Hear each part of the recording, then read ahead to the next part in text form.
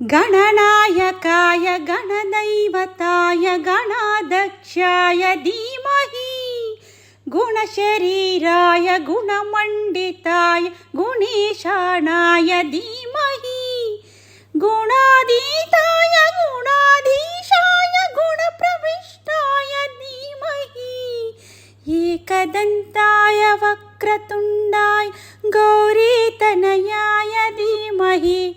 गणेशानाय बालचन्द्राय श्रीगणेशाय धीमहि एकदन्ताय वक्रतुण्डाय गौरीतनयाय धीमहि